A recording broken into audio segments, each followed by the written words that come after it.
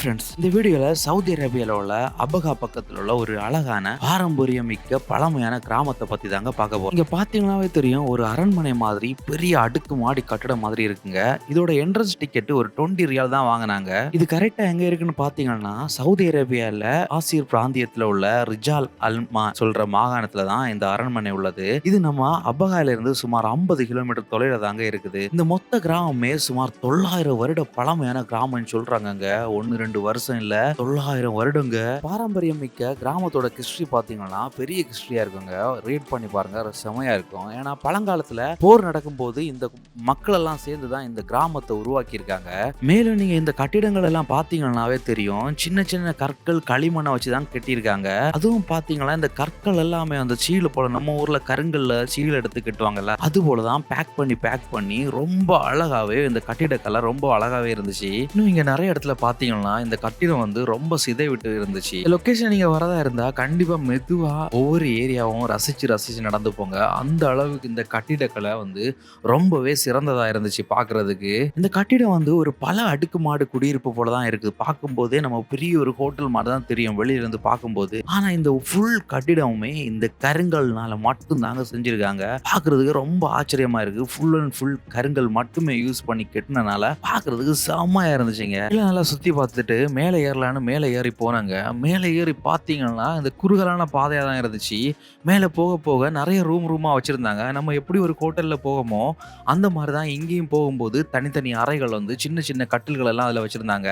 Door பார்த்தீங்கன்னா சின்ன, நம்ம வந்து ஒரு குனிஞ்சு போற மாதிரி தான் இருந்துச்சு. அந்த அளவுக்கு குள்ளமானதான் இருந்துச்சு.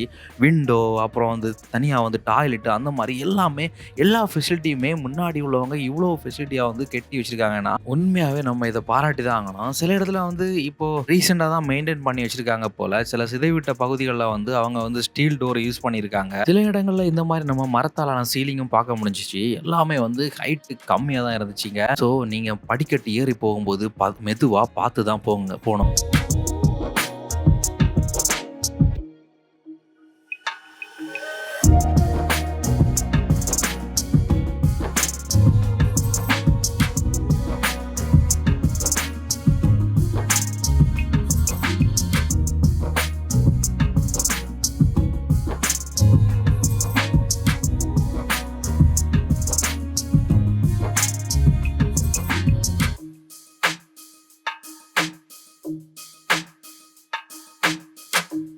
நின்று பார்த்துட்டு இருக்கிறது இந்த கட்டிடத்தோட மேல் பகுதி தாங்க. இந்த மேல பகுதியில் இங்கே பார்க்கும்போது நம்ம ஊட்டி கொடைக்கானல இருந்து ஒரு பில்டிங் மேலே இருந்து பார்க்கும்போது நிறைய பில்டிங்காக தெரியும்ல, மலை தொடர்களில் அமைந்திருக்க பில்டிங் அது போல தான் இருந்துச்சு. கீழே பார்த்தீங்கன்னா ஒரு அரங்கம் மாதிரி இருக்குங்க. அந்த அரங்கத்தில் ஏதாவது ஃபங்க்ஷன் எல்லாம் நடத்துவாங்க போல. நம்ம காலிவுட் படத்தில் பார்க்குற மாதிரி தான் இருந்துச்சு இந்த அரங்கம் பார்க்குறதுக்கு.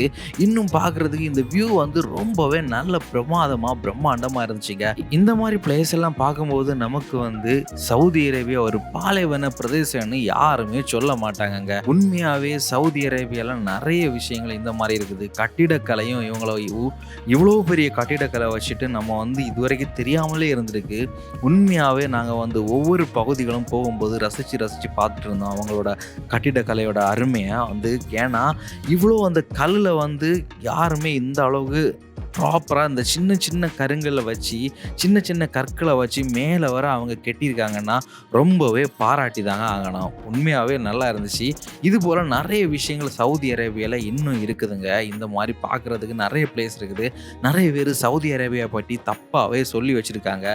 அங்கே பார்க்குறதுக்கு ஒன்றும் இல்லை, எங்கேயுமே போக முடியாது, அங்கே ஒன்றுமே இல்லை, வெறும் பாலைவன பிரதேசம் தான் இருக்குதுன்னு சொல்கிறவங்களுக்கெல்லாம் இன்னும் இது போல் நிறைய விஷயங்கள் தெரிஞ்சுக்கோங்க. நம்ம சேனலை சப்ஸ்கிரைப் பண்ணி வச்சுக்கோங்க.